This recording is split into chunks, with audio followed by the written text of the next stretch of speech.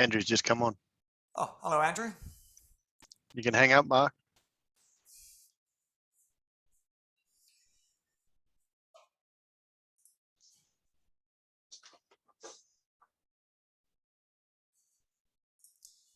So welcome everyone to a Climatewise Communities Workshop.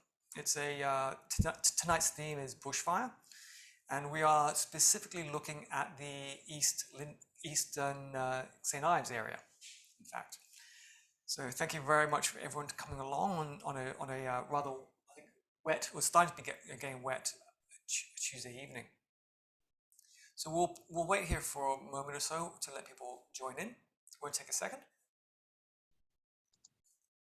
Okay, so okay, I think we'll get started now. So again, I'd like to formally welcome everyone to this Climatewise Communities Bushfire Workshop. I'd like to start off by recognizing the traditional custodians of the land past and present, on whose land we stand. Ku-ring-gai Council is proud of its Aboriginal heritage and culture, and we especially recognize this in our welcome to you. So I'd like to introduce our presenters. We have with us Adam Perry of the New South Wales Fire and Rescue. We also have Andrew Wilson of the Kalara RFS Brigade, and we have Mark Schuster from Ku-ring-gai Council. Mark is the Bushfire Technical Officer, yeah, and I'm a Sustainability Project Officer. Okay, so a bit of housekeeping before we start. We have, for those who are not familiar with Zoom, we have some various functions that are available to you to help you ask questions. The first off is the Q&A box. You should be able to see that, I think, in your view at the top of your screen or the window of Zoom. And there's also the Q&A allows you to ask any questions you like, and we will answer your questions at the end of the workshop. Or if it is very pertinent to what we're talking about at that point in time, we might answer those questions during the flow of the workshop. If you have any technical issues, just pop those into the chat box as well. And that should be at the top as well of your window. Okay, so hopefully there won't be any technical issues that we can't deal with while we do the workshop. Okay, so tonight's workshop we will be let me start off actually by describing the Climatewise Communities program to you. This program was developed in the wake of the Black Saturday bushfires in 2009, and it incorporates the findings of the Royal Commission. So one of the key findings of that Royal Commission was that very few people had bushfire plans, and those that did, not many of those actually worked very well. So the aim of this workshop is to provide you with the knowledge and the awareness and the tools to create a very good, high quality bushfire survival plan that will help you should a fire come to Ku-ring-gai. So before we progress any further forward, I'd like to launch a poll. This poll is just basically a quick survey to get a picture of where you are currently in terms of your bushfire preparedness. Now, the poll is only 10 questions. It won't take very long, and you need to answer every question in order to submit your answers. However, some answers might not relate to you, but you should be able to tick a box. For example, NA, I have a plan, and that should take you to the next question. And some questions are related to the previous ones, but there should be an option for you to just tick every box that you need to. So I'll launch a poll now, and it should only take maybe a couple of minutes for you to complete it. So I'll launch a poll now. Okay, so so the first question is, do you live in bushfire prone land or an ember zone? Ember attack zone, should I say. So you just tick whatever box relates to you. If you're unsure, just tick that box as well. That's okay. And have you ever the second question is, have you ever experienced a bushfire before? Again, that's very straightforward. Tick whatever relates to you. And if you have a plan, that's question 3. So if you don't have a plan, what's holding you back? You know, there's some options there. You can choose those. If you have a plan, just tick NA as well. And if you have a plan, where do you keep it? you keep the question in your head, or have you written it down? Have you written it down and shared it with your family and friends? Again, if you do not have a plan, just tick NA. That's fine. There's no judgment here if you don't have a plan. That's what you're here for. So if you have a plan, is your plan to stay and defend? That's up to you. You can tick that as well. And question 8 is, have you modified your home to improve its resilience to bushfires, storms, and heat waves? What have you done? So tick whatever relates to you. You can tick as many of those ones as you like as well. So question 9 is, how well do you know your neighborhood? Again, tick whatever relates to you. And the last one, have you ever attended a Climatewise Communities workshop before? Okay. We'll keep the poll open for just another bit, just to make sure everyone has a chance to answer the questions. Once we finish the poll, I'll run through you. We'll start the first of the 2 simulations we're going to run for you. The first will be a simulation, a reconstruction actually, of the Gospers Mountain Fire. Everyone should be fairly familiar with that name. That was the mega fire just to the northwest of Sydney. That was on during the Black Summer bushfires of 2019-2020. After that simulation or progression, we will then hand over to Mark, who will describe the area of East St. Ives and how it relates to bushfire. And then we'll start the simulation of a bushfire within the East St. Ives area too. Now, during that simulation, we'll also introduce the Climatewise Communities website and how that works and how you can use that to make a bushfire survival plan. Okay, so I think we've had enough time for the poll, so I'll end the poll now. Thank you very much for everyone who submitted your results, your answers there. Okay, cool. So what I'll do now is I will quickly describe to you the sim table as well. So I'll share my screen for everyone. So what everyone can see here is what is the sim table. The sim table is a bit of technology we got from the United States. And in pre-COVID times, what we would do is set the sim table up in a room, and people would see a tray of crushed walnut shell, and people would be able to shape the crushed walnut shell into the terrain of Ku-ring-gai, and then the image that you can see here would be then projected over the crushed walnut shell, giving you the 3D effect. Okay. But because we're doing it virtually via Zoom, you only get the 2D effect, but otherwise everything is the same. In the top left of your screen, you can see a blue circle. And in that circle, you can change the wind speed and direction. So the longer the arrow is, the higher the wind speed is.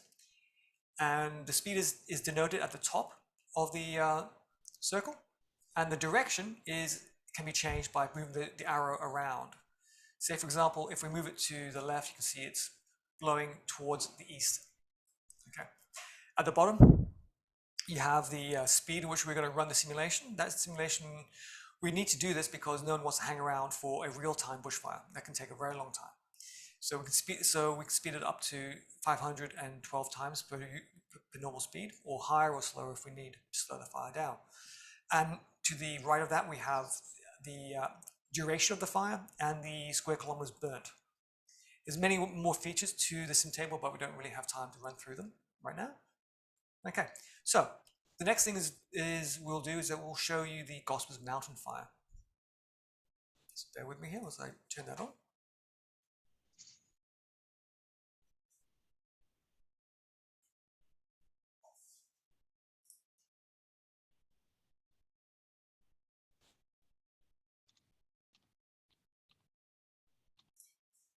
Okay.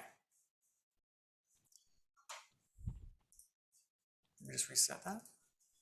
Okay, so here is an area everyone should be fairly familiar with. It is showing the Blue Mountains Wilderness area. This is the northern section there. So I'll zoom in here. So now, as everyone would know, that prior to the Black Summer bushfire, we had gone through many years of drought.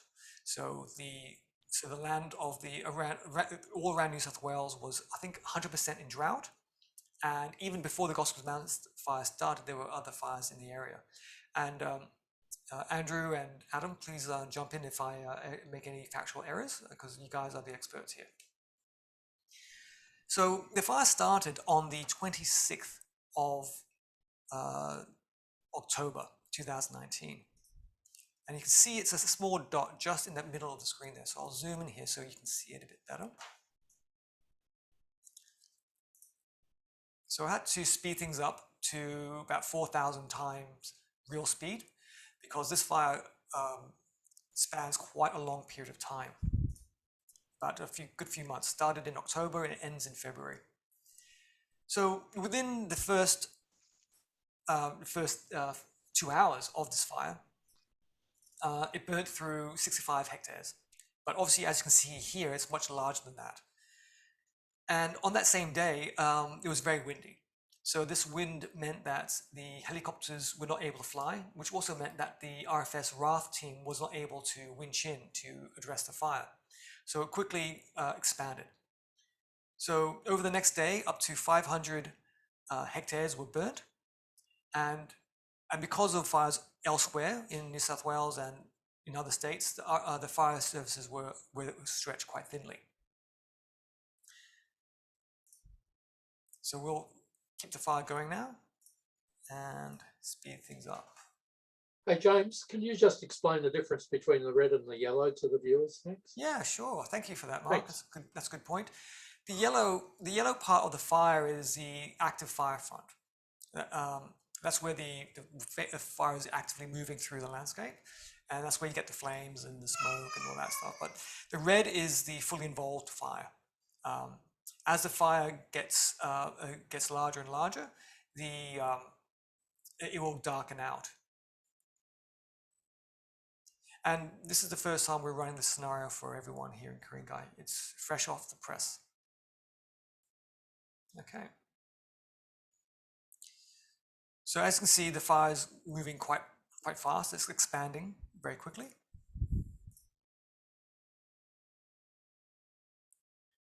So Andrew, were you involved in this fire at all? Yes, I spent many days either up in that area or eventually where it spread across in the Blue Mountains. So yeah, I was quite heavily involved, but not at this point. It's fair to say at this point, and the other thing about it is it was started by a lightning strike in that quite remote area. At this point, we were, it wasn't really a fire that anyone was giving too much attention to, particularly in the Sydney area. It hadn't sort of developed beyond that really quite remote area, but obviously that changed pretty quickly. Yeah, I'm happy to share some of my involvement in it a bit later, but at this point, no, it was just another one of several, well, in fact, many dozen fires there were right up and down the east coast of New South Wales at that particular point in time. Yeah, it was a doozy of fire. So I'll speed things up. I'll speed the fire up a little bit. So in the next few days, I believe in early November, there was a bit of rain that came through, and that slowed things down considerably. So everyone was able to catch a breath and sort of take stock of what was going on.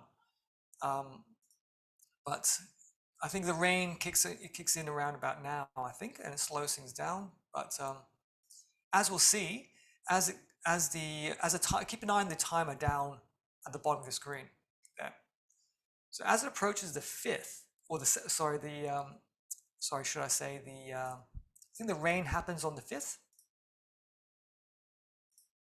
Yeah. And then, however, but after the 5th, the conditions change, and then on the 7th, I believe, the fire takes a big run, actually.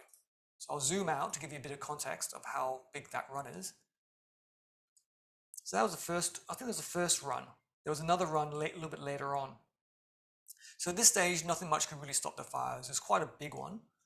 And then as we get towards a little bit later on, I think around about the 12th of November, there was there was a catastrophic fire danger day, the first ever declared in New South Wales. And then that was a day where we saw another big run, and you'll see it come up now. If you see the fire, we'll start running to the southwest, the southeast. Sorry, there it is. That's the run there. That's quite a fast run. So at this stage, the fire was around about 56,000 hectares. So, and at various stages, the fire was creating its own weather. So it was moving both north and south at the same time.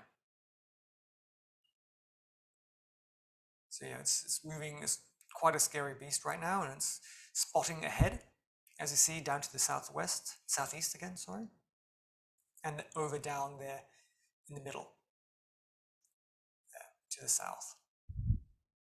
So the date is now the 20th of November. Okay, so in the next few days, there was a bit of storm activity. Not quite sure if everyone remembers this. I remember it quite clearly because there was a lot of storms around New South Wales at that stage. In fact, one of the storms that happened around about the 26th was a microburst, and that absolutely trashed the council chambers, the car park, and destroyed a lot of trees. And this was the same period of time where there were storms causing lightning strikes all over New South Wales. And in fact, those lightning strikes started the fires up in the northeast of the fire now, the Gospers fire. So I believe those fires are the Little L Complex, Thompson's Creek, and the 3 Mile fire.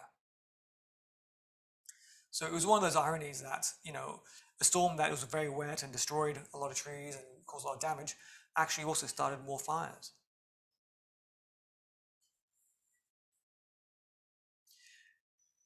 Yeah, so, and ironically, we had a bushfire workshop. Andrew, I'm not quite sure if you remember that, but so we had a bushfire workshop scheduled for that day. The storm destroyed the car park, and my car was one of the victims as well. Luckily, I was able to get it replaced or fixed. Sorry. Yes, the other big thing that happened at this time on the 11th of November, of course, as we're all in the Ku-ring-gai council area, was the fire at Kissing Point Road. Everyone should remember that, down there in South Turramurra, when the large air tanker dropped a whole lot of pink stuff all over the houses. Some very well-remembered photos about that. But that was the 11th of November.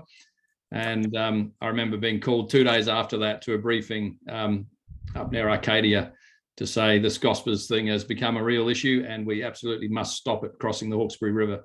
And this is from that point on, really, which is sort of 2 weeks before this picture you've got now. That was really when it became a concern that it could well jump over the Hawkesbury River and start approaching the northern edge of Sydney. So it was a critical incident to deal with at that particular point in time, and there was a lot of resource, you know, being applied to it, certainly from this point forward.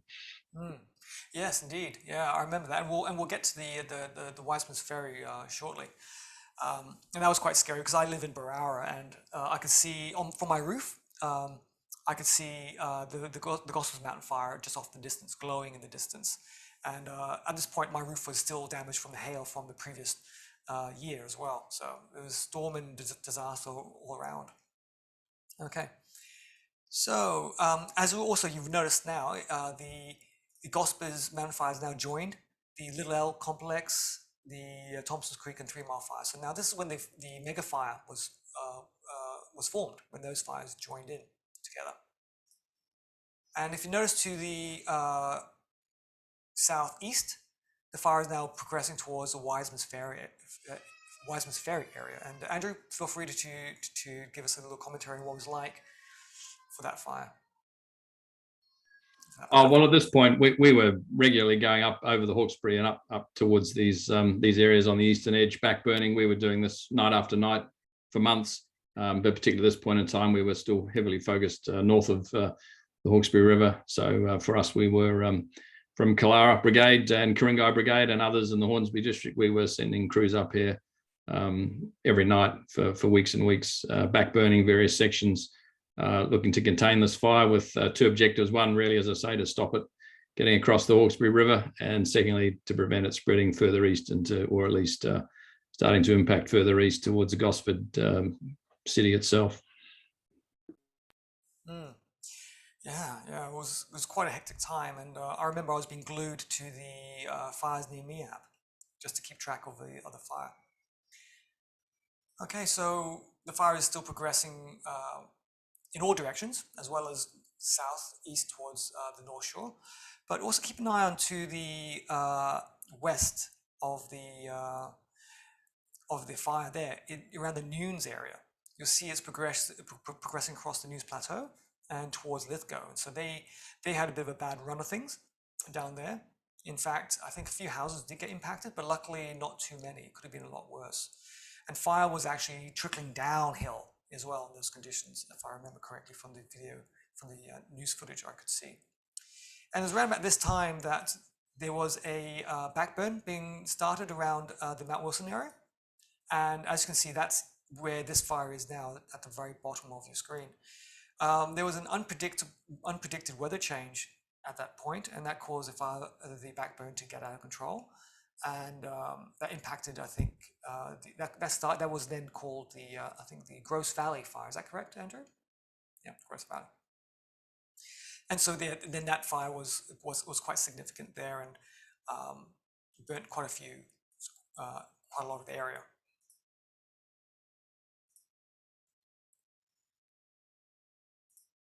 So the fire is then, yes, again, as you can see at the top of your screen, it's also progressing to the north as well, but that area is mostly uninhabited. Well, of course, there are farms there and people and townships there, so I think they might have had a bit of a bad time up there, but I'm not quite sure exactly what the statistics are for that. So we'll speed things up now. It's getting towards the Christmas period and New Year's. I believe there was another catastrophic fire danger day declared around that time. And the fire mostly progresses to the north. And then the fire did actually continue on into February, but I think beyond this point in time, there wasn't too much progress, at least not that I saw when I made this progression with the satellite data. So that was the Gospers Mountain fire. One of the things I learned when researching this is that the fire was only, I think, 1 day away from the North Shore, had it jumped the Hawkesbury River. Now, Andrew, could you give us a bit more insight into that part of the story? Well, that for us was the big concern. Jumping the Hawkesbury River would have meant that it had a fairly clear run down across the Arcadia, Galston area, across into the Hornsby, and then perhaps across towards the northern beaches, so across the area where we are, Wahroonga, Ku-ring-gai, that area there across towards the northern beaches could well have sustained heavy impact, and of course where you're drawing there now as well in that national park area, just around the Cowan, Brooklyn area, it could well have come down there as well. So there was a couple of points where it, could have crossed with some degree of concern for the northern and the northeastern part of Sydney, where what we call the interface, where the built-up area does back onto the national park and the bushland. And as I say, that would have been really around the Hornsby area and across towards the northern beaches, significant areas of population. The interesting thing about this whole Gospers Mountain fire was that for a lot of it, it was in quite remote areas, so there wasn't horrendous impact on large built-up areas and numbers of people, but certainly for those farms and rural type properties in the firing line there up at Putty, those sort of places where I spent many nights, there's quite significant impact there in isolated areas. So this, and again, that backburn you mentioned at Mount Wilson, I spent a lot of time up there chasing that in that area on Bell's Line of Road, so Bilpin, where all those structures were burnt down there, and Currajong Heights, that sort of area, a lot of heavy impact sustained up there, and some quite dangerous conditions for firefighting, obviously, with really quite intense fire that was moving around in all sorts of directions in very dry country. So yes, we did experience a lot of that, but that was probably one of the main areas where there was real impact to buildings and houses and small businesses up there that were lost.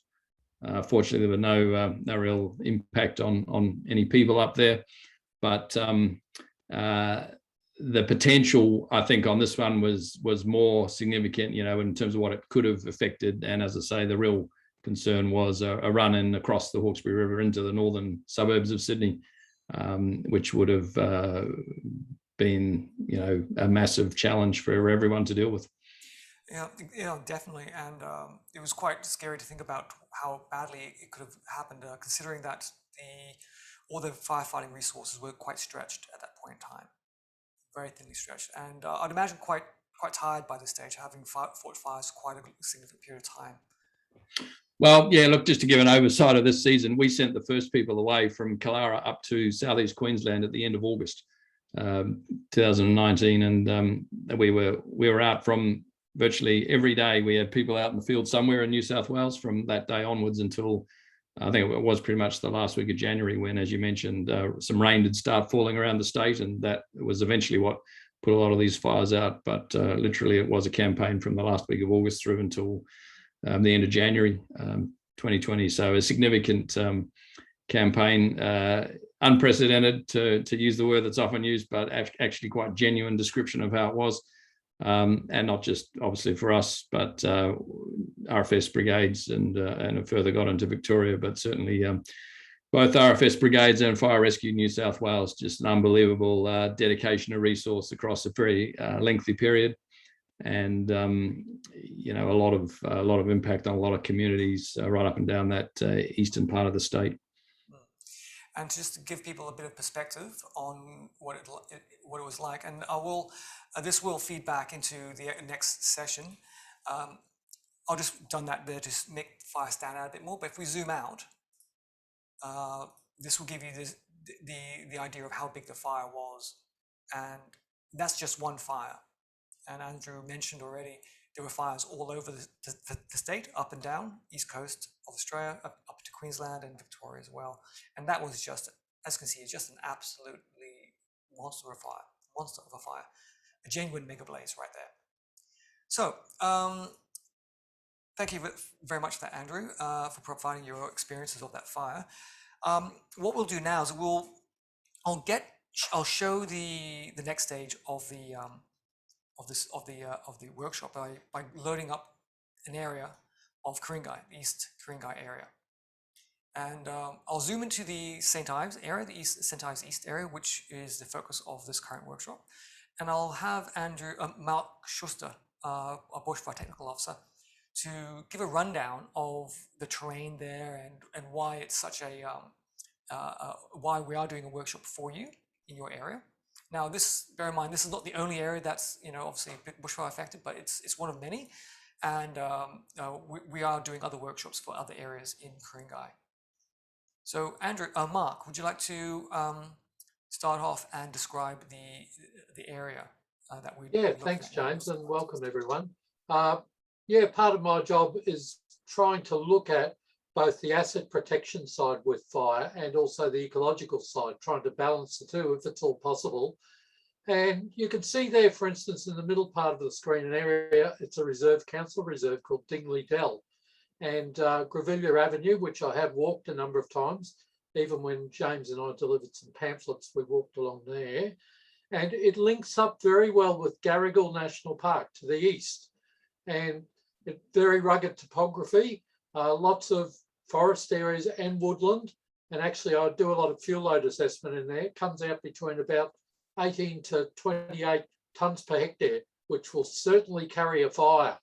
So, and if you look along down in Middle Harbour, you'll see a lot of very large trees with old fire scars on them. There haven't been many recent large bushfires in there, but if you look at the big old trees, the fire scars are significant. There's been very heavy, intense fire activity in there, probably between about 30 to 80 years ago. Certainly, I'd say there's been 2 or 3 major fires in that period. So we shouldn't think because recently there hasn't been anything that nothing will happen. That's quite the reverse. The real issues I see for Ku-ring-gai, we've got a huge interface. We've got about 110 kilometres where bushland adjoins housing. That's called the interface or the I-zone. Many firefighting people call it the I-zone. It's huge. It's the third most sort of volatile area in terms of interface in New South Wales. So Ku-ring-gai, we've got about 120,000 people, but the interface is huge. There's two types of interface. One you can see around Dingley Dell here quite well is where the houses actually abut the bushland. That's called an interface. Then you can see sort of, if you can look closely in the southern part of Dingley Dell, where the houses are scattered amongst bushland, and that's called an intermix. It's even harder to control with fire. You can do a prescribed burn pretty well in most areas where the interface is, but trying to get into the intermix where the houses are is much, much harder. So you have to use other methods to try and reduce flammability. My worry is when a fire comes, say it sweeps up from Middle Harbour up the ridges, we've got enough fuel to progress either a short fire run or longer fire runs in Middle Harbour. We'll shoot straight up in a very short time, and due to the amount of vegetation, could easily get into somewhere like Dingley Dell. Now you can see somewhere like Grevillea Avenue is pretty well one way in, one way out. And if you've happened to be in a bushfire situation before, you'll find smoke tends to disorient you fairly easily. So very hard. All you need is one or two cars to stall along, say, Grevillea Avenue, the top end of Grevillea Avenue. You've got trouble because you'll be stuck in both smoke and fire, and that's not a good recipe for anyone. So yeah, all I can say is very volatile along this whole eastern St Ives edge, as along the northern side of Ku-ring-gai with Ku-ring-gai National Park, and also on our western side along Lane Cove. So we're holding 3 workshops. This is the first one to try and profile with the simulator, with SimTable, what might happen if a fire started down in the depths of Middle Harbour, which is particularly beautiful. A lot of biodiversity in there too. So we all love the trees, of course, but how do we cope with living amongst both the trees and also the risk aspect?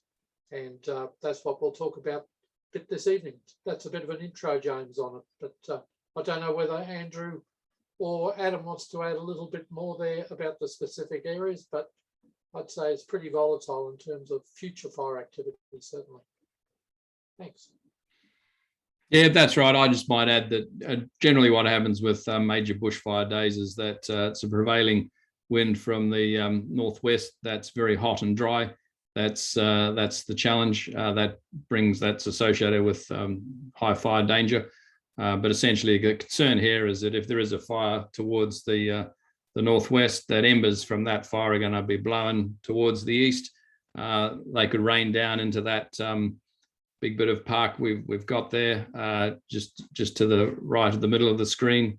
And as Mark says, fires starting down the bottom of that sort of gully on that creek line are going to race uphill very quickly. The rate of spread will double for every 10 degrees of slope. So fire is going to race up those hills pretty quickly. And that's where the real impact onto that interface is going to be a worry. So don't just think that it's because a fire is a long way away. We're safe here in this part of the Ku-ring-gai district. It is that ember spread that's going to create a real risk if it gets into heavily bushland areas such as these ones we can see. Indeed, I think during the Gospers fire, I think embers were spreading up to 20 kilometers or more, I think, ahead of the fire front. So that just goes to show that you don't need to be near bushland in order to be at risk from ember attack. In fact, ember attack is what causes the majority of houses to burn down during a bushfire.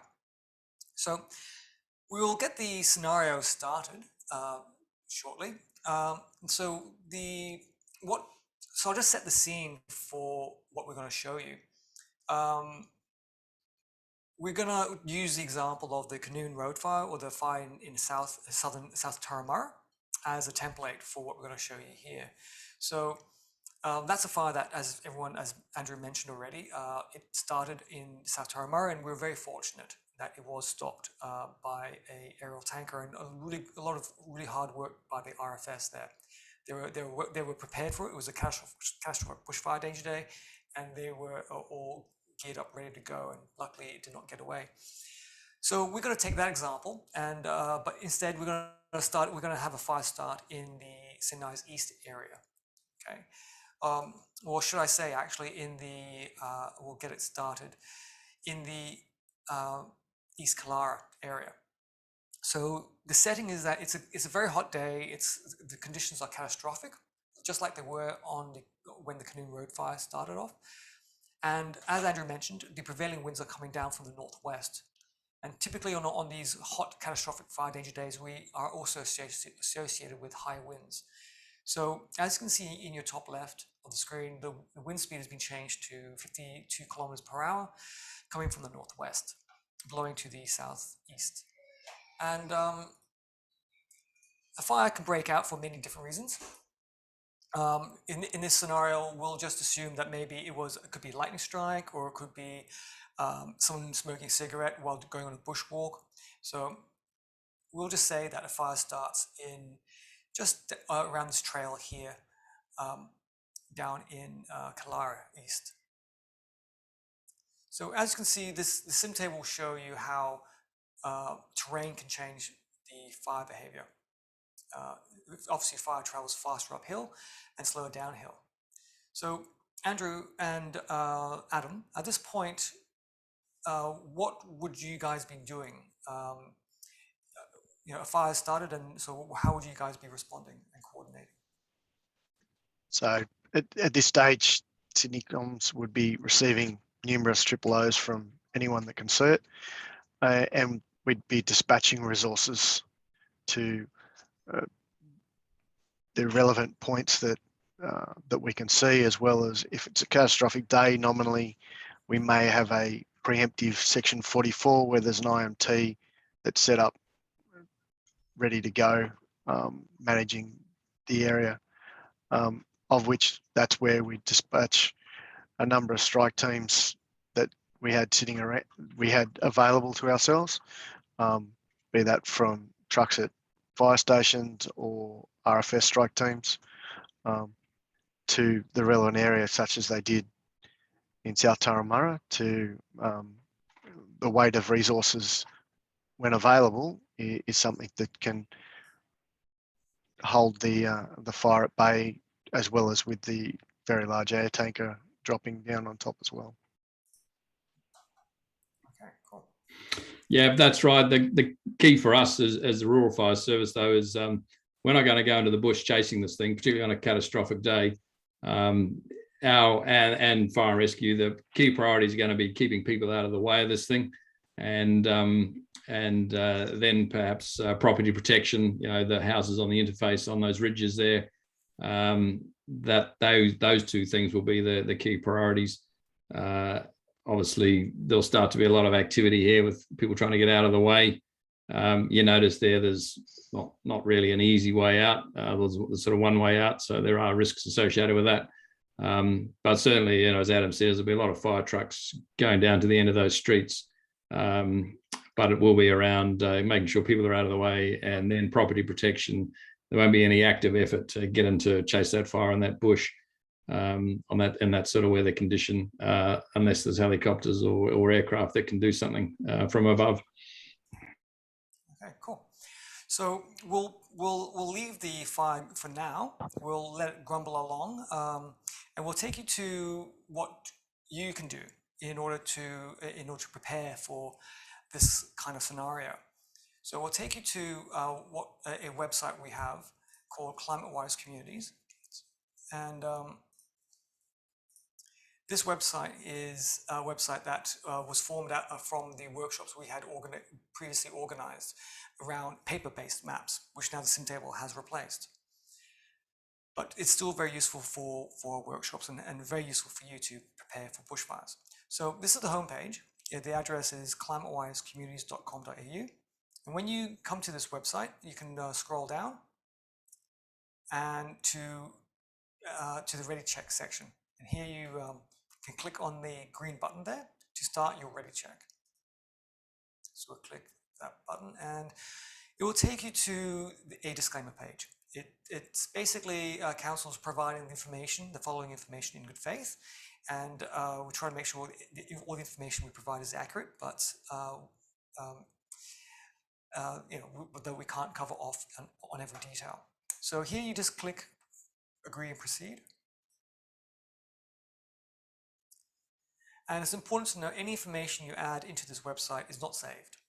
You can, whenever you leave the website as a whole, all your data is lost. And you can save, which means that all your information is kept private because we don't store it. Though if you do want to save your information, there's an option to save the work down as a PDF at the bottom of the page. So you click the orange button and it can be saved. And I'll show you that in a moment too. So step one is map your location.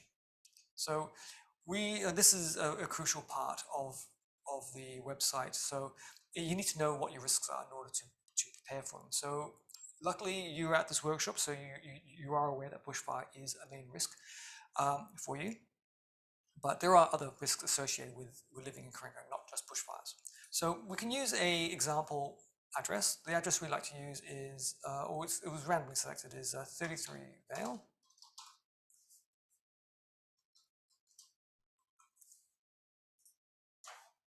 So as you can see, it pulls up the address. Now this could be your address, for example, or any address in the St. Ives East area. So the area of the property is marked in black, and the different colors here illustrate the kind of risks that a property is exposed to. The legend in the top left of the map helps you decipher what the colors mean. The hatched area, which you can't see on this one, means that there are some exit issues. The blue is some flooding issues, and then the red is bushfire prone vegetation, and then the yellow is bushfire flame contact or radiant heat. Now the purple area is ember attack zone. Now it does cover off on other issues such as urban heat island, the heat vulnerability index, as well as urban vegetation cover. Okay, so if we scroll down, you'll see that there is a table that will summarize all the risks that could be affecting your property. So this property has almost every issue apart from exit issues. However, if we go back up to the map and scroll out and look at the East St. Ives area, we should be able to identify what issues are affecting where you live.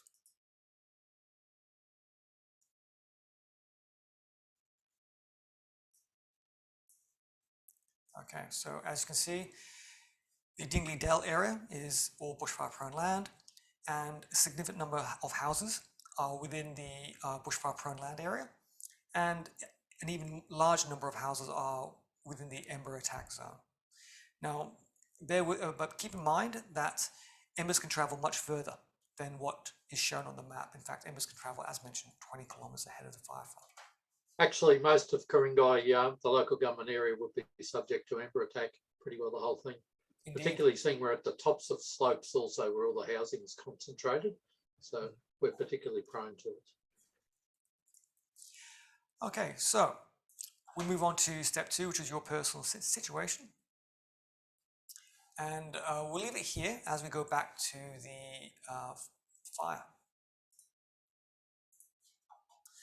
Okay, so nothing much has happened in the fire there, but as you can see, but what we'll do now is that we'll just change the wind speed to go up to maybe 94 kilometers an hour.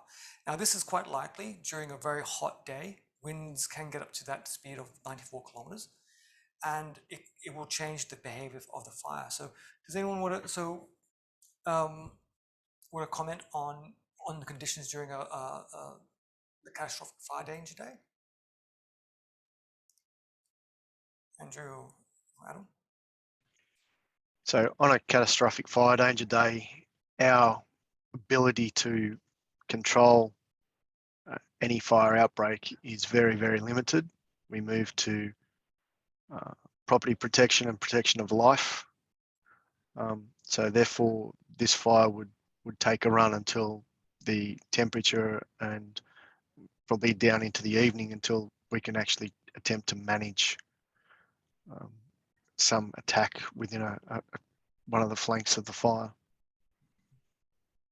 Okay, cool. So as what often happens during a very hot day or catastrophic bushfire danger day, you do have the issue of a southerly buster. So what that means is that the weather will just change from coming from the northwest and can change very quickly to the north. And so in these conditions, you'll see most people, for example, in around where, oh, sorry, my mistake. I've started a fire.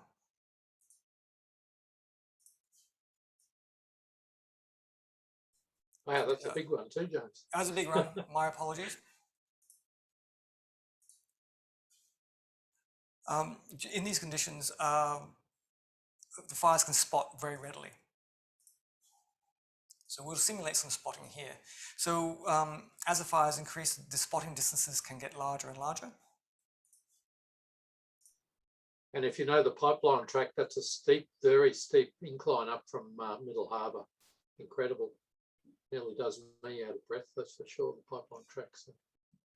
And I believe as fires move uphill, up to the ridge, that can actually form like a bit of a ramp, or the wind can flick embers off a ridge and send them further upwind. As Andrew said earlier, depending on the degree of slope, it will double its speed and intensity, especially with a significant wind behind it, as you've put there. You can see there how easily the spotting takes place from embers jumping along. So at this point in time, Andrew and Adam, I believe you'll be sending resources or assets to the East Kalara area. But so what would happen now that everything's spotting northwards? How would you be responding to this now? Yeah, look, it's the same approach. One of the things we try and do fairly early on is obviously, you know, at RFS HQ is put these fires on a map, and reports from the field at the time are trying to tell the guys back at headquarters what's happening. Weather forecasts will be used to try and predict what may happen, and you know, as you say with this one, if the wind swings around to come from the south late in the afternoon, clearly areas to the north of this fire will be the ones that will be of concern. So we'll be trying to predict what may be happening within the next hour, within the next 4 hours, you know, those sort of timeframes. But essentially here, we'll be trying to put trucks into all these areas around on those edges where those houses are at the top of those sort of bushland areas. And again, it's going to be trying to protect properties as those fires come up those ridges, up those hills. And to the extent people aren't already aware, you know, again, we'll be trying to encourage them to get out of the way if indeed they're going to be a likely risk of being where they are. So yeah, for us still it is property protection. Protection of life is the key thing here. Still no opportunity for us to start really trying to tackle the fire as such and to put it out. It's really a question of managing around the edges at this point in time. So, and at this point, we like to, of the workshop, we like to throw it out to the attendees of the workshop. What would you be doing? How would you be responding? Would you actually still be in the area on a catastrophic bushfire danger day? I believe the advice from the RFS is, and the fire and rescue is to not be in a bushfire-prone area on a day of catastrophic bushfire danger days. From personal experience, I live in Barara Heights. It's a one-way in, one-way out, and my bushfire survival plan tells me that I need to not be here should there be a catastrophic bushfire danger day, because if a fire did break out, there would be every man and his dog making a run for the exits, and with the bottlenecks that exist around where I live, it could quite easily become a bit of a chaotic scene. And so to play it safe, we always advise people to make a plan to not be in a bushfire-prone area on a catastrophic bushfire danger day. And on that note, we'll segue back to the Climatewise Communities website and look at your personal situation. So this stage here is, it looks at your personal situation, what makes you more resilient or not resilient, and helps draw out from you the kind of things you might need to consider in your bushfire survival plan.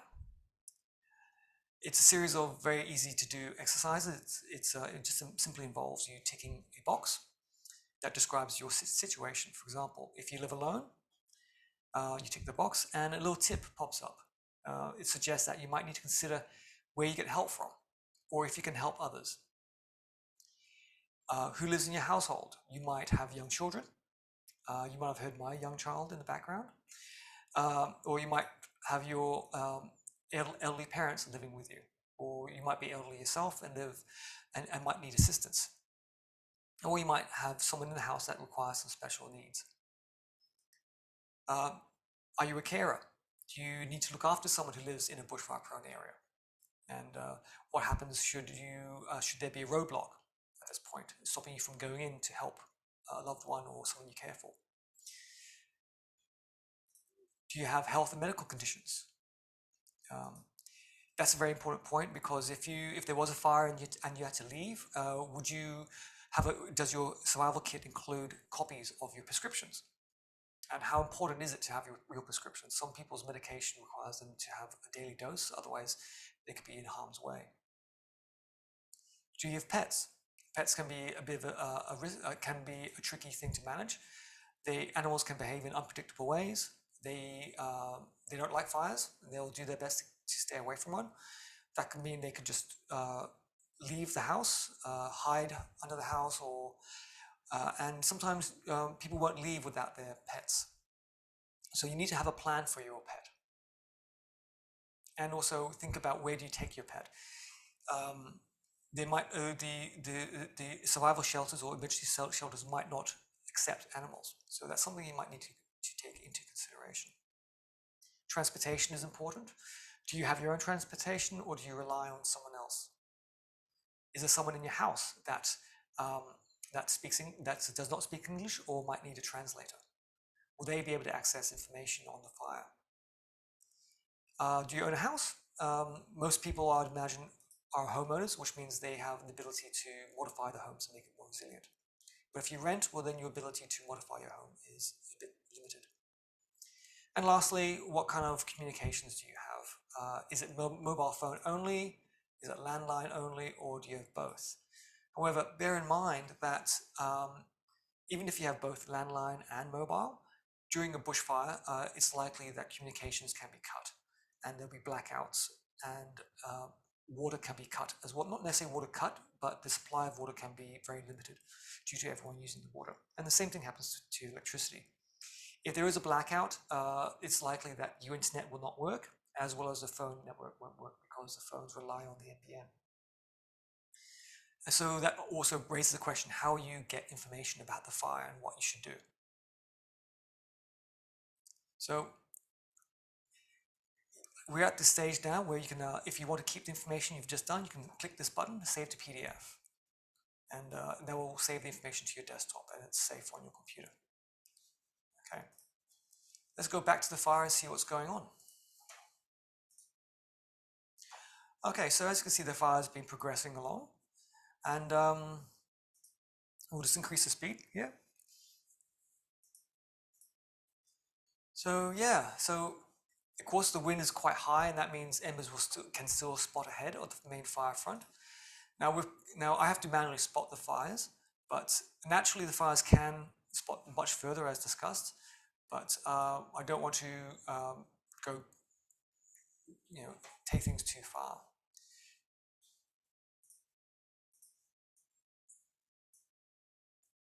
So as you can see, the fire is racing much faster uphill, and is slowly sort of making its way through the urban areas of St. Ives East.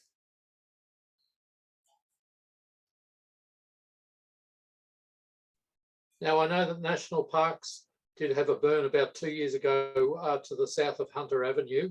Now, people ask me, with prescribed burns, does that make them safe if there's been a nearby prescribed burn? The answer in catastrophic weather is almost no. It will minimise the hazard, but it won't stop it. After about 2 to 4 years, fuel soon builds up again after a prescribed burn, and certainly enough after about 5 years to carry a burn well and truly. So prescribed burning is only one method of hazard reduction. And, you know, it's all right during calmer weather, but once you get to very high to catastrophic fire days, its usefulness becomes a lot narrower. So don't rely on it solely as a means of, you know, fuel reduction. There have to be other methods like APZ's acid protection zones to stop radiant heat hitting your house. And we'll talk a bit about house protection in step 3 of Climatewise communities and the bell readings, bell levels, that's bushfire attack levels, and the rating of your actual house, how it would stand up. There's different levels for that. So I'll get back, leave it to James at the moment again. So at this point, Andrew and Adam, I'd imagine you'd be, as you mentioned before, doing a lot of focusing on property protection. Now, now the issue of staying defending and leave early is always something we need to discuss during the workshops. In these conditions, I mean, would anyone advise, would staying defending be advisable in these conditions? On a catastrophic day, I wouldn't recommend it. In fact, I'd say no. I mean, the definition of catastrophic is don't expect anything to survive. It's that kind of blunt, really. It's the highest level of fire danger, and catastrophic really is the warning. You know, beforehand. If for instance, you know tomorrow is going to be a catastrophic fire danger day, it is really a warning to say, well, if something does kick off near you, a fire does break out, do you really want to be around in that area? You know, on that catastrophic day back in November 2019, you know, a lot of schools were closed. I know that childcare centre that the council runs down at Thomas Carlyle, that was closed. I mean, that backs right onto that bush there.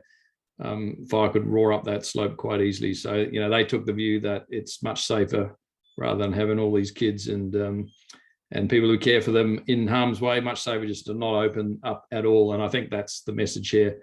If you have warning that it's going to be a catastrophic day, do you really want to be taking the risk of being in harm's way? Definitely, and as you can see on the map, there's quite a few schools in the area. There's St. Ives High School, St. Ives Primary School, there's the Masada College, and I think there's a few daycare colleges there and that. So yeah, so on these conditions, there would be a lot of smoke as well. It would be very hot. It's quite likely water would be in short supply because everyone's using water, and the RFS is also, of course, drawing water to resupply the trucks so they can fight the fire. And so yeah, on a day like this, you definitely do not want to be hanging around. And we've already discussed ember attack and what that's like. So, and I think from my recollection, the ember attack is like being petted with like by a machine gun of hot rocks almost. So it can be quite an intense experience, not one you'd want to endure. And quite often in our workshops, we hear of people who do want to stay and defend, and they highlight the examples of the 1994 fires which they experienced and how they got through that. And we typically like to ask, you know, are you as fit and strong as you were back in 1994? And then people realize that maybe they're not, and staying defending is probably not the best idea.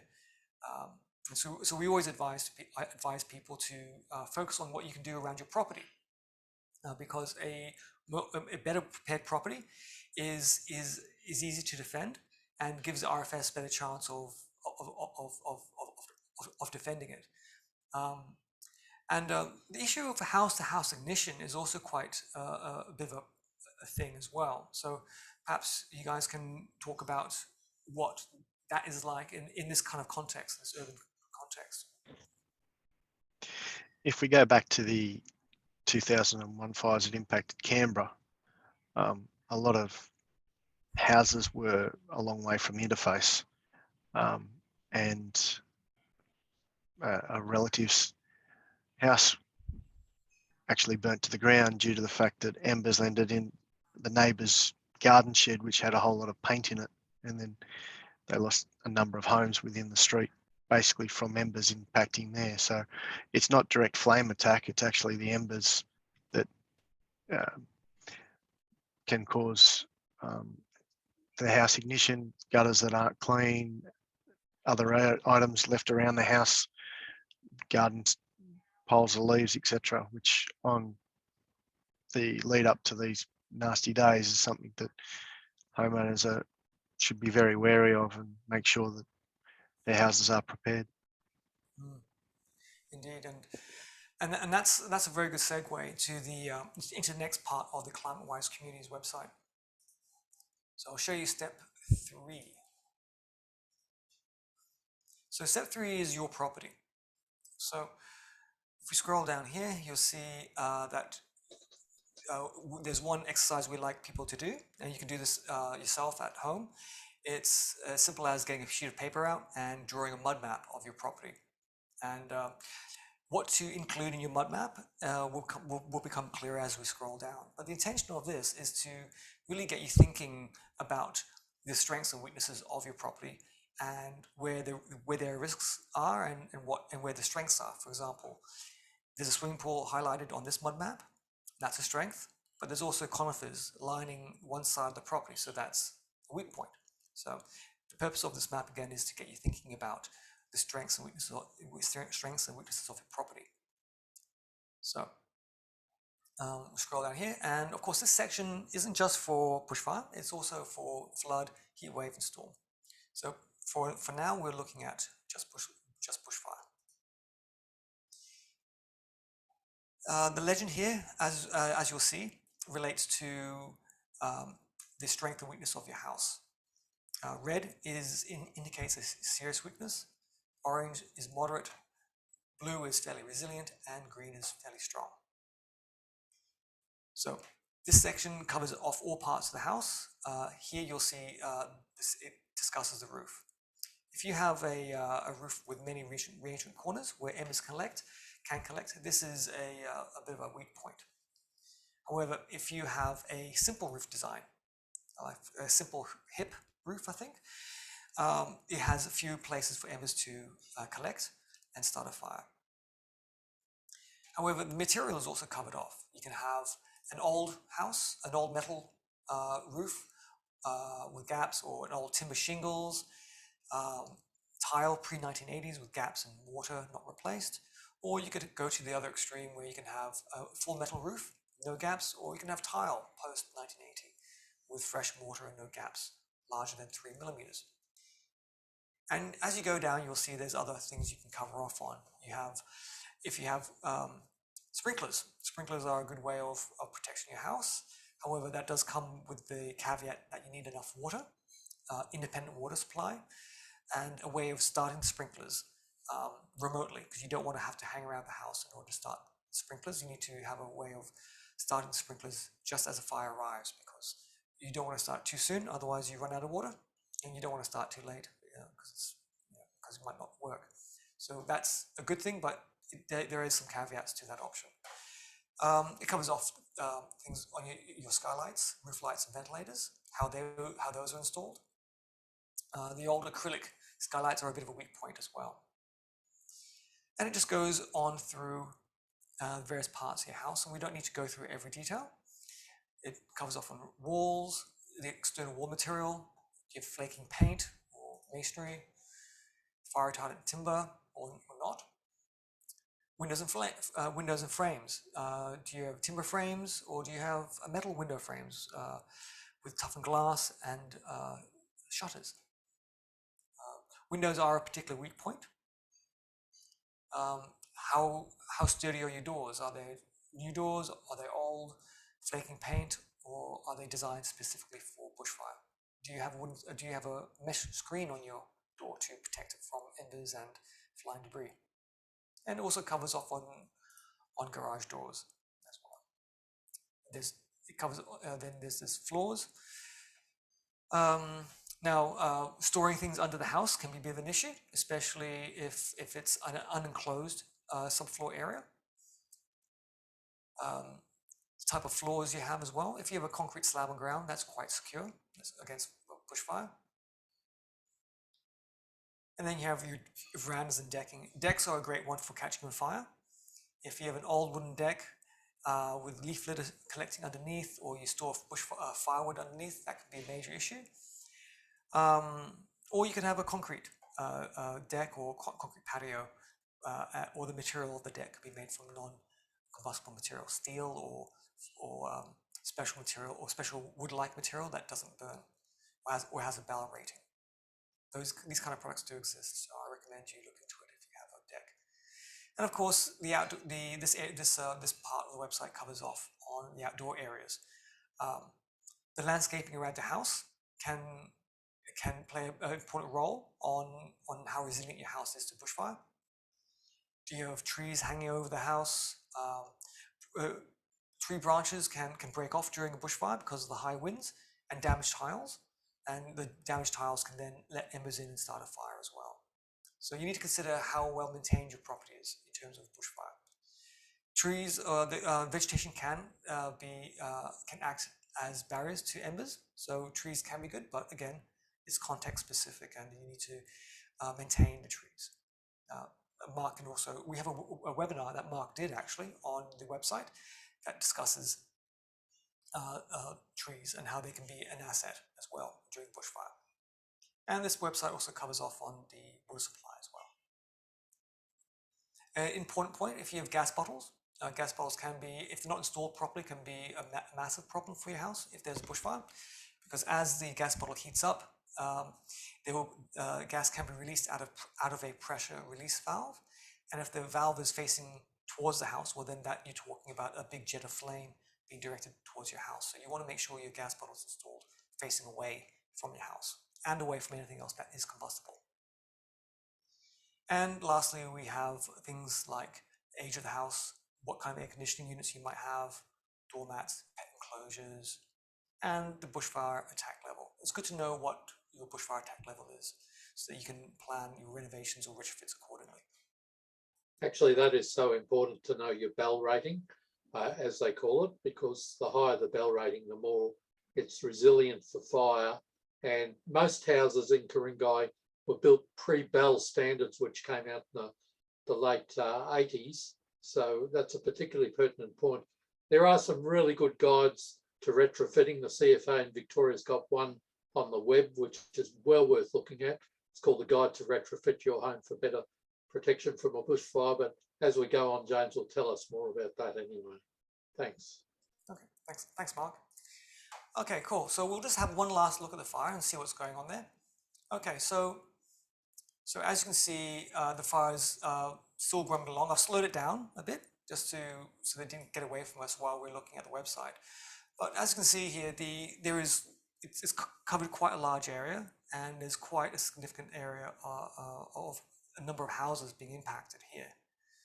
So one things we like to highlight to people is that during a fire like this in the Ku-ring-gai area, during a period of intense fire activity all around the state, as what happened during the Black Summers bushfire, you can't expect there to be a truck at every street defending your house.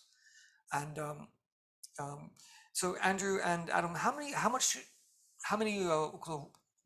assets do you have in the Hornsby Ku-ring-gai area that would be able to be deployed, and what is, how would you deploy your assets? I mean, like how thinly stretched would the RFS and fire rescue be at this point if this was a Black Summer type situation? Oh, if there's a lot of fires all over the place, or even around the edge of Sydney, then obviously it gets a bit harder. But we're lucky insofar as it relates to Ku-ring-gai. The RFS is run as a joint Hornsby Ku-ring-gai district. It has about 20 brigades in that area, so there's probably 25 fairly large bushfire tankers available in that district, and there'd be a similar number in the Northern Beaches area just next door to the east, and across to the west, the hills as well. So there are quite a lot of resources that can be brought across fairly quickly. From the look of this, I think even 20 or 30 trucks would be well stretched anyway to have a truck in each street. Fire rescue obviously have a number of trucks as well, and we'd be certainly working together on this sort of operation. But if there was a lot of activity around the edge of Sydney and other parts of the state, we do get sent all over the place, and I think that's where we start to get into trouble, because things do get spread fairly thinly across such a large area that New South Wales is. If we look at what happened over the Black Summer, we had a number of resources that were, Sydney normally has in excess of 100 fire trucks across the GSA. The number of trucks that get moved up or relocated out to the urban fringe or to where a fire is actually happening reduces that number of available resources. Going back to New Year's Eve, now I'm also an RFS member over on the Northern Beaches.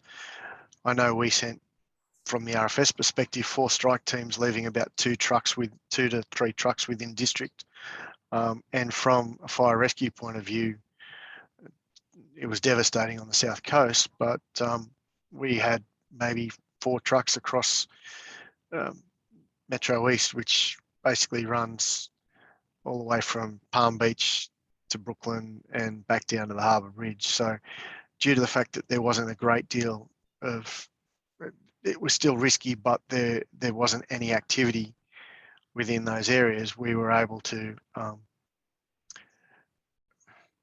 reduce the resources to areas that needed them. And on those particular days, and Andrew will attest to some of those days that were of real significance, resources went left, right, and everywhere that was required. And unfortunately, you have only got limited number of resources, even when we had the interstate trucks that were fortunate enough to be available at certain days and certain weeks. But at other times they had fires that they couldn't release any additional resources. Yeah, thanks for that, Andrew. And sorry, Adam. So that brings us to the point that of the shared responsibility model that's been adopted by, I think, COAG in 2009 in response to the Black Saturday bushfires. The shared responsibility it basically means that the RFS, the fire and rescue, and police, and all those emergency services will do their best to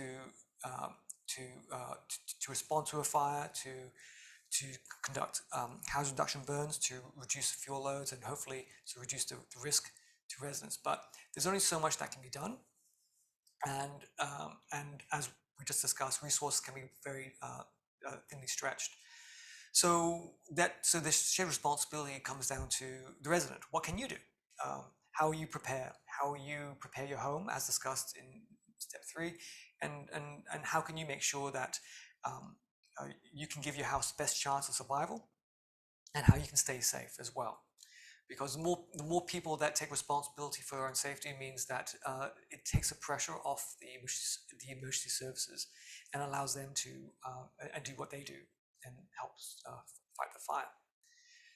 So we'll end the fire here, pause the scenario there, and we'll finish off on the last few bits of the Climatewise community's website.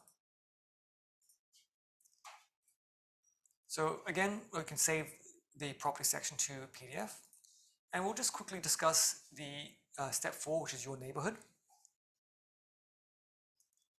And this step here encourages you to draw, again, another mud map of your local area, where you get to mark out the various strengths and weaknesses of your area. Yeah. You can download a map template down at that link there. The link is just, I think, just in this text just here next to the map, and it's very similar to the previous exercise. So this section here discusses how well you know your neighbors.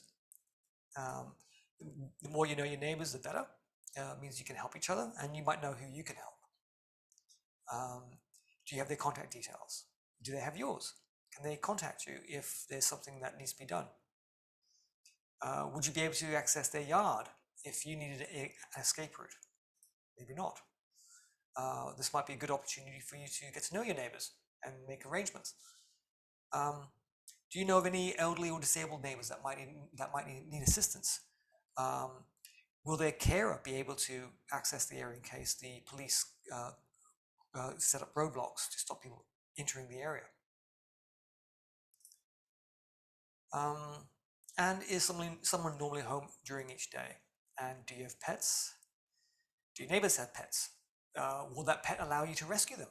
That dog might be rather cranky, or that cat might have long claws, so you might not be able to get near it and rescue that pet.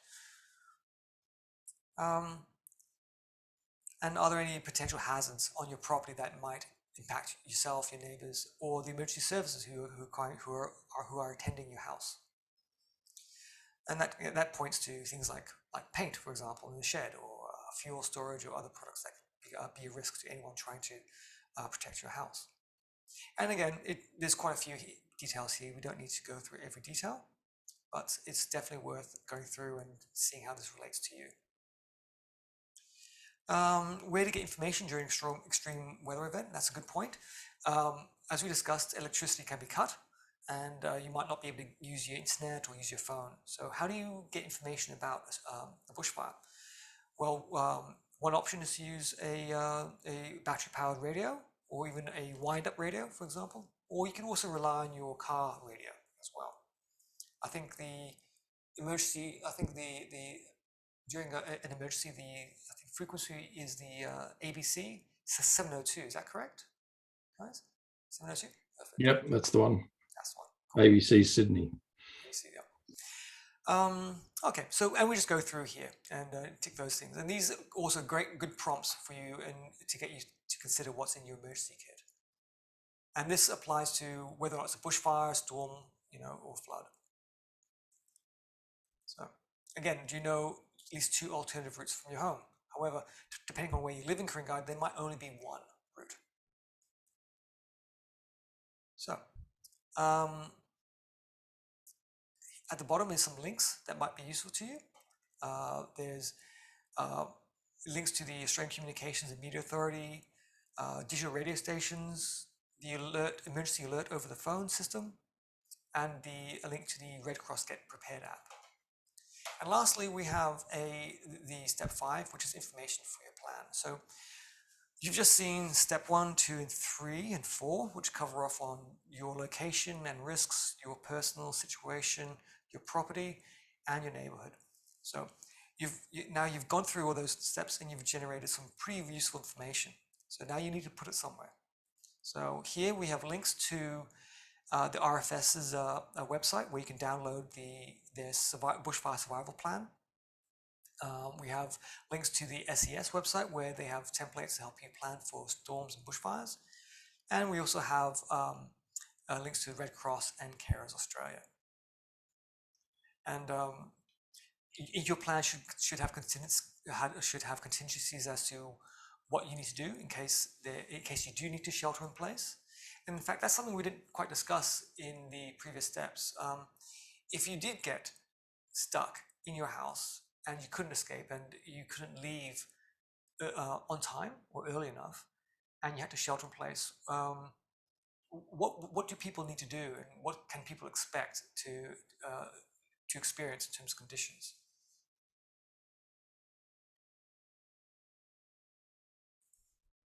Andrew. Oh, look, if you do have a plan to leave, but you prevented from leaving as you want, or you've left it too late, there's a couple of things to do. One is in the structure you are in, whether it's your house, is to try and shelter in the house. But alternative is council have these neighbourhood safer places. They'll be listed on the council website. It's a matter of knowing where they are and trying to get to those if you can, which should be fairly, there should be quite a few of them around in most suburbs, but there'll be parks or halls or something like that. But it's important to know where they are, and that's a good sort of backup in case you can't implement your plan to go to where you want to go, if that indeed is your plan at the time. Well, definitely, and one thing that often comes up in workshops is the question of where in the house do you stay? I believe some people think that you should stay inside the bathroom, but I think that's not quite advisable. No, I mean, if you imagine a house and the fire's going to be coming from one end towards the other, get down the other end. So the end away from the fire, that's where you'll be safest. If the fire impacts on the edge that's closest, to it, obviously that's the riskier side of the house. But down away from that at the opposite end, that gives you the better chance of surviving if worst comes to the worst. Obviously, what we try and convince people is don't get into that situation in the first place. But if you do get stuck, rather than being out in the open or trying to make a run for it or a dash in the car at the last minute, you're better off inside. And in a house, you're better off at the end away from where the fire's likely to impact the house first. That'll give you the best chance of survival. Other than that, as I say, the neighbourhood safer place is another option. Look them up on the council website, in terms of where they are. They'll be very useful as well. And indeed, the fire services are more likely to know where they are and to try and allocate a truck to where they know there are crowds of people who need protection. We won't be able to do it with every single house, but we may well be able to know where a neighbourhood safer place is and do something to alleviate the risk that a group of people in one of those shelters may be facing. So worth knowing where they are. Definitely. And the only other thing to note is those neighbourhood safer places are only for people. It's not designed to take your pets, because the last thing you need is your pets interacting with each other and creating other issues that is there. It's very unfortunate, but it's there for people, and they normally may not have toilet facilities or other items to make everyone comfortable. Indeed, I think one thing I heard a while ago was that neighborhood safer places should be considered as a place that's less dangerous than where you are now during an emergency. And it's a place of last resort. Exactly, place of last resort. So it's not the place of first resort. Don't have that as your go-to place. It's only if you really are in a tight spot. In fact, in Barara, the neighborhood safer place is actually quite close to I think some bushfire prone land as well, but that just happens to be the least dangerous place to be. So definitely a place of last resort. So that brings us to one thing that we need to cover off on, and that's the trigger to leave. So everyone has seen I'll just bring that fire up again. Everyone's seen how a fire can start in one place and travel away from where you are in East St. Ives, but then it can very quickly change, and then the fire travels up north, and it could potentially catch you off guard. And that is, it does happen. It's a fire can go from a head fire or to a flank fire. In this case, it wasn't strictly I think a flank fire, but correct me if I'm wrong. But it definitely did change direction, and if you were expecting it to continue on in a southerly direction, you could be in for a rude surprise. So that's one thing we like to get people to keep in mind, is the speed in which things can change, and that they can be caught off guard, and they need to have a very clear a trigger to leave, and make sure that trigger to leave is specific to everyone's circumstances. If you're elderly, or you have pets, young children, all those kinds of things, and you need longer to prepare and get out of the house, well, then your trigger to leave could be either the fact that it's a catastrophic bushfire danger day to begin with, or as soon as a fire is declared within a 10-kilometer radius of your property, where your house is. You might have a shorter trigger to leave, but that's down to your personal circumstances and your ability to leave an area. Okay, so we'll just finish the last bit of the website here before we go to our Q&A. Once you've done the website and you've created your bushfire survival plan, we'd like you to come back to the website and do what we call a what-if exercise. So this exercise came out of the Black Saturday Royal Commission and research by the, I think it was RMIT or Melbourne, or University of Melbourne. I'm not quite sure exactly who, but I think it was RMIT. Initially, this is what you see here is a wheel with a selection of things that can potentially go wrong during bushfire. In fact, during the Black Saturday fires, every one of these happened, and many more, in fact, happened. This is just a small selection. And all these things happened, and they can happen to you should there be a bushfire. So what we like people to do is to click the button to spin the wheel, and when the wheel stops, a random scenario will pop up, and you need to think about, does your plan take that into consideration? Okay, so are you underinsured? Most people do have insurance, but do you have enough? A lot of houses, as discussed, a lot of houses were built pre-bushfire standards, which meant that if the house was to be lost in a bushfire, the cost of rebuilding it could be much higher than what it is insured for. So, and that has been a scenario that's been played out around Australia after the Black Summer bushfires. So, if you're unsure, you can always go call your insurer and arrange for a top-up of your insurance or other things. If you have any questions, you can also click a button to go and ask an expert. This will give you an opportunity to send an email to me, and I'll farm it out to people like Adam, Andrew, in RFS and Fire and Rescue, or researchers in CSIRO, bushfire architects, and the like. Or it can take you back to the rate check if you haven't done that already. So we can spin the wheel again and see what else pops up. Let me see. Sometimes we like to call this the Wheel of Misfortune because no one likes to see what comes up. So there's no water pressure. Okay, that's a very common scenario. I think during the Canoon Road fire in South Turramurra, it was water pressure very quickly dropped, and you just had a dribble, and you had residents running around, I think, just with a dribbling hose, dribbling water around their property. So you need to plan for that and factor that into your plan should you think that staying defended is a good idea. You need to be prepared for the fact that there might not be any water. Okay, so the other thing I like to cover off on is that if you have any questions, you can click the sidebar here. That's an Ask an Expert bar. Put your details in there, send your question in, and I'll send it off to an expert. Again, you have a contact page, very similar thing. Additional information, you have FAQs. There is questions that are asked on a frequent basis are answered there. We also have a video gallery where there's pre-recordings of past workshops. For example, we have fire management workshop we did.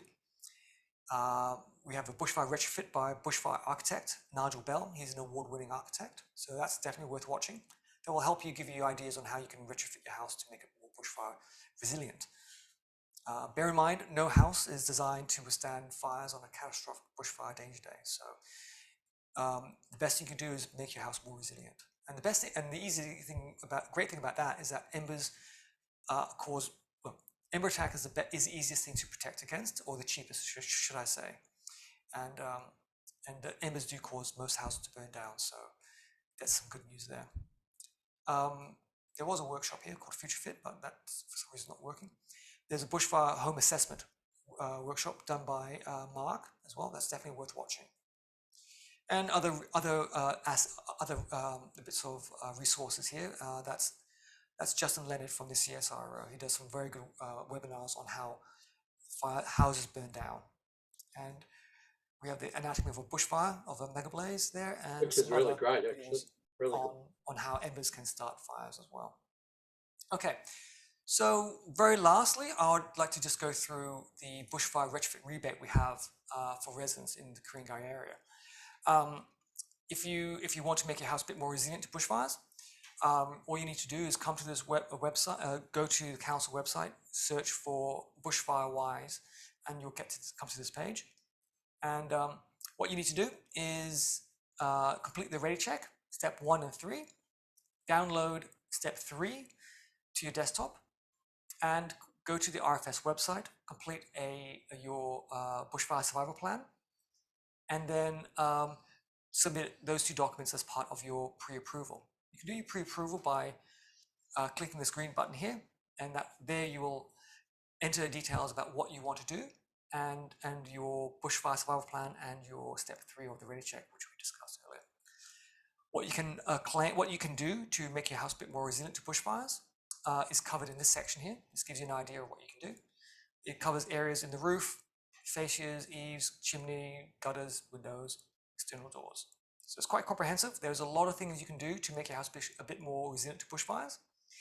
The rebate is worth, for the retrofit itself, is worth, it will cover 25% of the retrofit cost to a maximum of $1,000.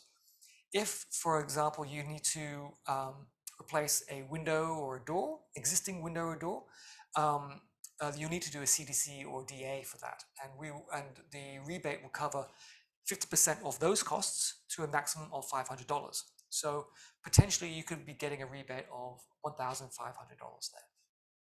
Okay, and this is only available to residents within the Ku-ring-gai area, and is only available to retrofits that are not part of a BASIX requirement, a conditions of consent there.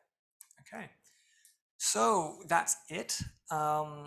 If you have any questions, please send them to me via the Climatewise Community's website. And now I'll throw it over to the Q&A section. So I'll stop the screen share now. Bring everyone back. Okay, so How about the beehives? How about the beehives? Yes, the beehives. Okay, yes, because everyone's made it to the very end, nearly the very end of the workshop. They will qualify for a prize draw for a native beehive. The native beehive is, the bees there are stingless. I'm sure everyone's aware of. They're fantastic. They're the best pets ever. You can just plug them up and take them away. They won't bite. They won't complain. And if you don't tell anyone at a survival shelter that they're pets, they won't know. So anyway, there's 1 to 3 on offer, and the prize draw will be drawn on the 29th of November. Okay, so first question comes from Jenny. Can you comment on swimming pool use in a fire by the fire brigades? So either Andrew or Adam, go ahead. Okay. If you have an SWS, which is free to get, that highlights the fact that you have a swimming pool that's available for us to come in and use. If the fire is approaching and we know that it's there, then we'll take a portable pump down, which can allow additional hoses to be used and may be beneficial to save yours or your neighbours' homes. Under section 44, at different times, depending on how much water you take out of your pool, you can apply to have that water refilled by Sydney Water. It's more for the farmers out west when the helicopters suck out of their dams, but to my understanding, it is available under certain circumstances. Yeah, we had in fact, on a related question, we had a resident after a workshop email me saying that that they're in their 80s, and their plan is to set up a pump, so they can draw water from the swimming pool. However, their plan was that they would use the hose themselves to douse embers around the property. And this is a property that has a deck overlooking a beautiful view of the bushland. So I'd imagine they're on a bit of a slope. So my advice to them was to by all means, set the pump up, test it, make sure it works on a regular basis, because you have to make sure it works, but leave the pump there and hose set up for the emergency services to use, because you really don't want to be running around with a hose in your 80s during 40+ degree heat with embers and smoke surrounding you. Those are conditions you don't want to be fighting. And maybe Andrew and Adam, you might want to describe what it's like to be to try and defend a house in those conditions. I imagine it's not very pleasant. Challenging. Look, I just say about the swimming pool, yeah, fire brigades can take whatever water they can find if they need it. So as Adam says, putting a little sign on your letterbox, SWS or static water supply, is very helpful, so we can identify who does have a rainwater tank or a swimming pool that we can use. If the question was about jumping in the pool if the fire's approaching, definitely do not do it. You're much better off in a structure. If that indeed was the thinking, please don't jump in a pool in advance of an approaching fire front. But yes, look, tackling bushfires and indeed doing property protection, you know, on those days, 40 degrees, high winds, hot, dry conditions. Yeah, it's a real challenge. You got a lot of heavy gear on, designed, you know, for safety. Dehydration is one of the biggest battles we face on the fire ground. Spent a lot of time up in Bell's Liner Road, as I say, with that Mount Wilson backburn that went a bit wrong that James referred to earlier. Had a couple of guys end up in an ambulance just because they were running around flat out on a very hot afternoon and didn't have enough to drink. So that's another important message for everyone. If you are, you know, caught up in these things, look after yourself through plenty of water, keep yourself hydrated. You'll find that on a very hot day, you know, it is very easy, you know, with little exertion to start to feel dehydrated or not even feel it as such, but certainly be overcome by the effects of heat stress, heat exhaustion, those sort of things. So that's important. But yes, for us, you know, despite what it says in the newspapers, we don't do silly things to try and make heroes of ourselves. Our own safety is just as important as anything else, and safety and protection of people first and foremost is a priority, and then property protection, tackling the fire and putting it out, you know, it comes after that. So it is really important. And I know we've talked a lot about catastrophic fires here, but there are 6 levels of fire danger. So even on an extreme day or a severe day or even a very high day, you know, a bushfire can have quite devastating consequences. It is just the reality that around Sydney we have one of the highest sort of bushfire prone areas in the country.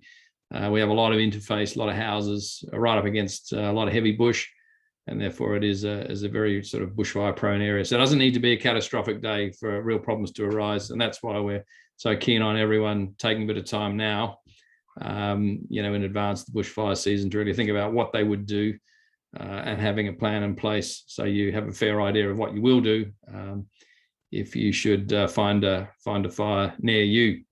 And it's important, as I say, to take the time now whilst you're not rushed and stressed to actually have a clear idea what you and your family or people you live with and your neighbours, you know, would all do in that situation, and to put into place your plan as early as you can. Great.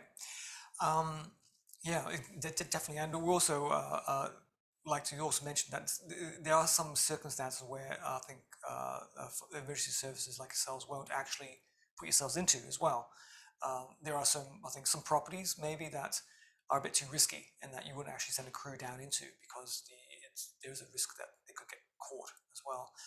And the residents need to be aware of that, and that need to make sure their property is well prepared so that if they can't get to by the services, that it still stands a chance to survive. So we have some other questions in the chat. So don't forget, if you have questions, put them into the Q&A box. It makes it easier for us to manage. But we do have a question here from someone regarding sprinklers. They back onto Dingley Dell, and would a sprinkler system or modification or something similar be valuable, or would it not be very valuable, useful during catastrophic conditions? Do you just get out? Well, I believe we're covered off on catastrophic conditions quite well. Just don't be there for starters. But sprinkler systems, what are your thoughts, everyone? Bushfire sprinkler systems around the perimeter of the house. Any structure, Adam's going to tackle this one. Look, a sprinkler system is very beneficial, but the biggest thing with a sprinkler system is having a backup pump and a backup water supply that's sufficient enough that you can use to fund those sprinklers. during major bushfires, we have issues with water supply, as we've discussed, and power supply. The winds blow down trees that take the power lines out. We end up with blackouts. We have so many people trying to use the water, including the fire trucks, that we have dribbles coming out the end of hoses. So yeah, sprinkler systems are very valuable. It just needs to have a fairly large tank that can support that sprinkler system, and one that's self-sufficient. Indeed, I've heard of systems where they have a return system, or a way of directing water back into the tank or reservoir or something like that, so that water can be recycled as well. Because yeah, absolutely. If you can recycle as much as you can, but you also got to be aware that a significant amount will get blown off the roof and not come into your return catchment system, and also spray around to areas that won't return back into your tank. Exactly, the high winds can just simply blow it away. Yeah. Yes. And I think there's, I think also having a sprinkler system set up around the gutters as well, just to create a curtain.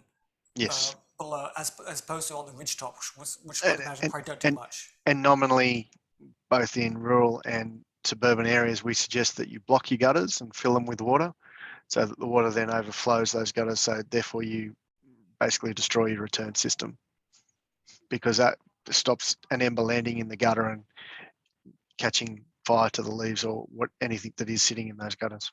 Okay, cool. So I think another question for you, Adam, actually.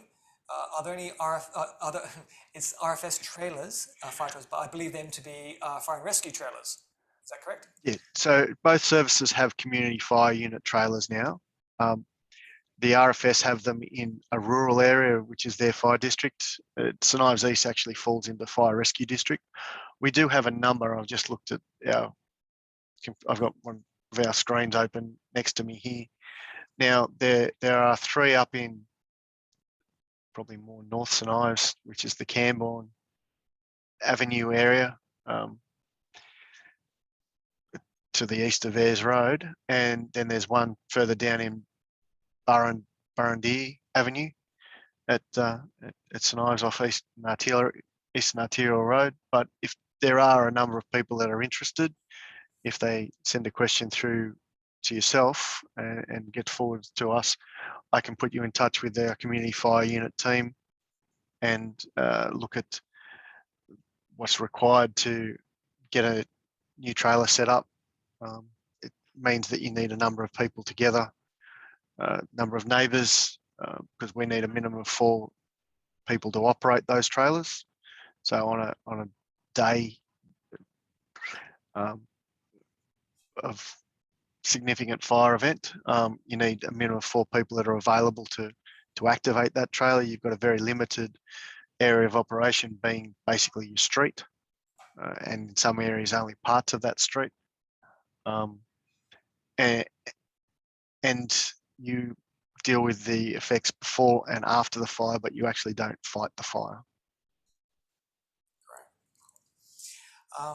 Thank you very much for that, Adam. One other question is, Dingley Dell. Is Dingley Dell a particular concern to you guys?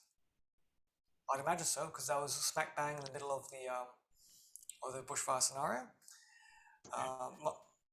Mark, do you want to maybe take this? Yeah, actually, it's for council. It's a concern in a number of ways, because not only could it be a real it is a hazard in terms of the volume of vegetation and a risk, then presenting a risk to nearby residents, but it's also a biodiversity hotspot in that part of Ku-ring-gai. There's a lot of rare and threatened animals in there, and also some particularly interesting plants. So we have to get a fire management regime in there that both achieves the asset protection side, reducing fuels, but also in sync with the needs for plants and animals. So yeah, in terms for Ku-ring-gai Council, it's particularly relevant, seeing there's residences all surrounding it and some almost embedded in the side of it, but as well as the plant and animal side. So particularly relevant, I'm sure, for Adam in Fire and Rescue, it's particularly relevant also with the nearness also to Garigal National Park and any fire runs coming in. So, yeah. And Andrew, of course, at Kalara Brigade. So everyone sort of, it's so relevant for everyone, I think.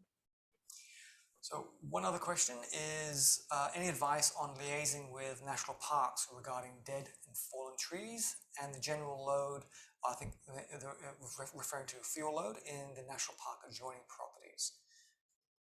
I think probably Mark or Andrew.